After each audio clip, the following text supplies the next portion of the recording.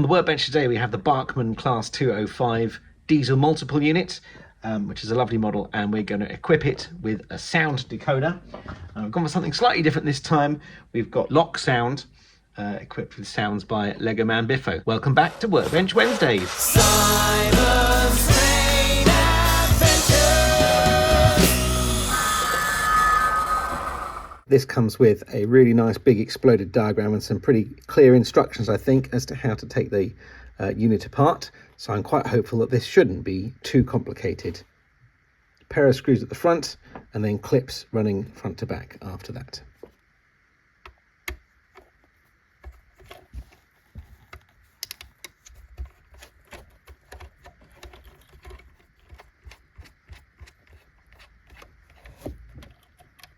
Keeping the screws safe in the little pot. And I'm going to use the glue spreaders to release those clips, as I've done many times before, if I can get them in there.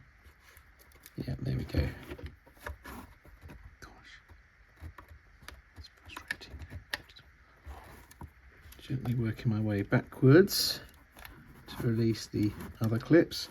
There we go, something's coming.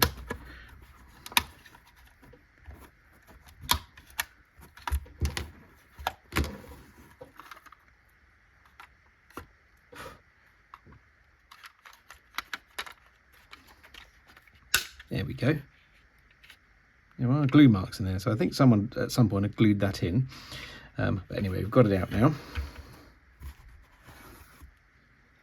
Now you can see the inside of it wonderfully. There's the blanking plate to be replaced with our decoder, and lots of space in there to put a speaker.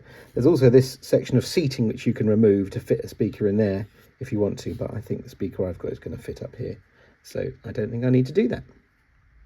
This is the decoder I'm using. So this is the unboxing, if you like. There's the decoder itself, 21 pin. Now it's got the speaker soldered to it, which is unusual. I think normally with these, you can solder the speaker directly to the circuit board on the loco rather than to the decoder itself. And I've got two speakers there, although this one's just got trailing wires, a voucher, and this is some kind of speaker enclosure. I'm not quite sure how this goes together. I just wanted to show you under these seats, which I've undo a small screw and these can come out, and this is the enclosure where they suggest you put the speaker, and that does have speaker terminals in there to solder to, but I think I'd quite like to keep the seats intact, so I'm going to put my speaker over here near where the decoder is going to be. I'd like to get a finger in here, but I can't, it's too small a gap, so I'm going to have to use a screwdriver and wiggle it up most carefully. There we go, it's off. I don't think I've bent any of those pins. No, I haven't. That's good. The blanked out pin is in the far corner, which is correct. Okay, there we go, easy as a dream. Right, let's give that a run on the rolling road and see if any noise comes out of it. Okay, we've got it on the rolling road rollers. Simon, can you clip on the... push this back so they don't hit each other. Yeah, you clip the crocodile clips onto the track. I'm just going to clip this one to the fish blade, because I know that takes electricity. Then this one can go to the rail. Okay, and hopefully it's set to decoder number 3. So first of all, can you just turn the dial and see if the wheels move? It is.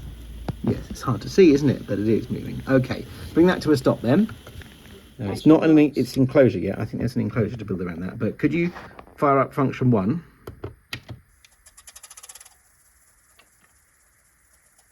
Oh, it's definitely making some sound. It's very quiet. Maybe putting it in the enclosure will make that a bit louder.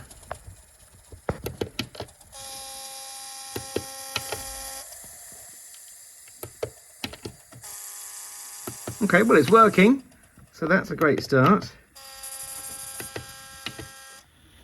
I looked at the instructions on the website, and yes, the speaker won't work properly until it's attached to the enclosure, which makes sense. So this is the enclosure on its sprue, and here are the ones for my second enclosure I've already removed. And these simply glue together in a stack to make an airtight enclosure, and then the speaker clips neatly on top of them. So I'm going to have a go at doing that now. And I've got a second speaker and a second enclosure, so I can make it more loud. And I'm using Gorilla Super Glue. I hope this is the right thing to use. I think it is.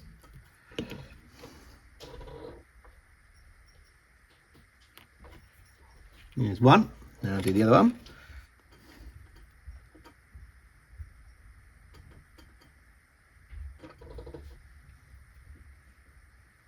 Okay, there's my two enclosures. I think I might glue the two enclosures to each other. Yeah, let's glue a speaker into each of these enclosures now.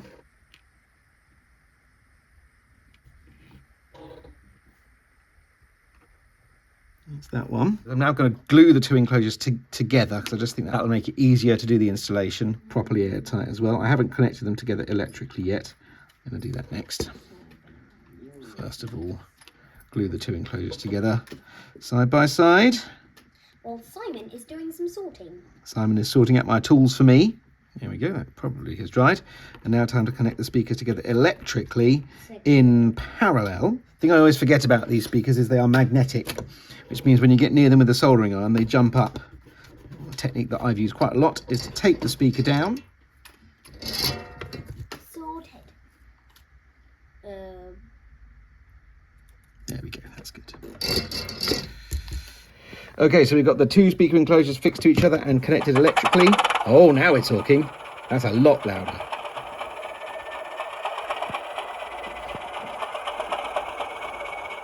It's happening. Oh, yes.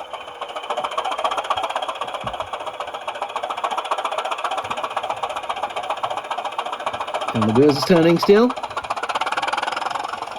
Good news is I can't hear the motor now over the sound the speaker's making. And over here, the light actually works. There's other lights in the top part as well. Right, well I think this is ready to go back together now. Okay, I'm just going to show you how this is all going to go together. The speaker is sitting on top of the chip, but I'm not going to fix it to the chip. I'm going to stick it to this motor housing here. And I'm going to need to insulate the top of it as well, otherwise that's going to touch the roof parts. I'm just using black tack for this. And black. That's going to go in there like that. Address the cables afterwards. There we go, that's nice and neat.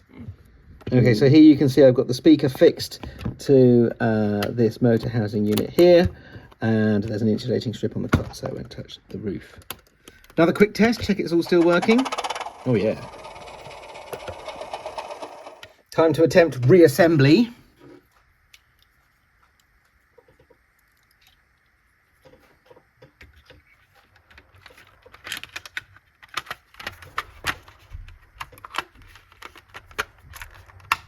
Okay. Clips are going back in. Oh, there we go, just needed a bit of push. Okay, the clips are all in, that looks lovely. Just need to put those two screws back in at the front. One in there. Do that up.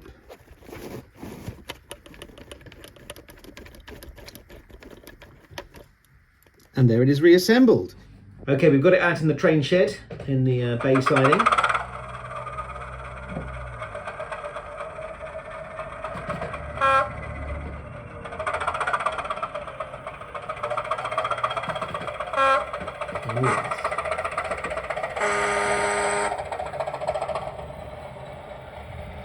Right engine movement.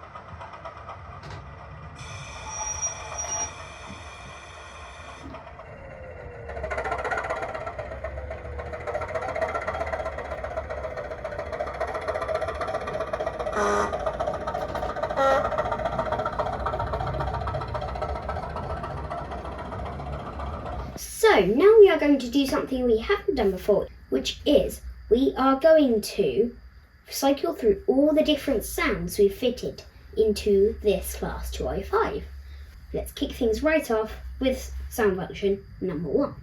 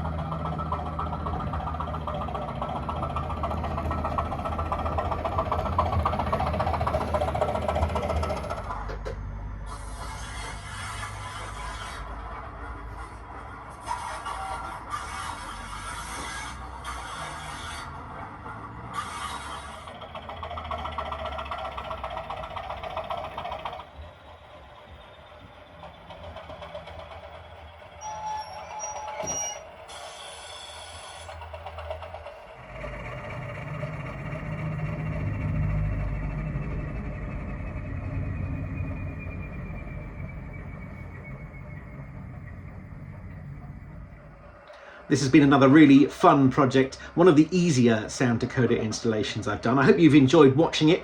Have you tried this on this Loco or something similar? Do let us know in the comments, we'd love to hear from you. And if you've enjoyed this and would like to see other train related content with me and Simon, please do subscribe to the channel. It doesn't get much better than that.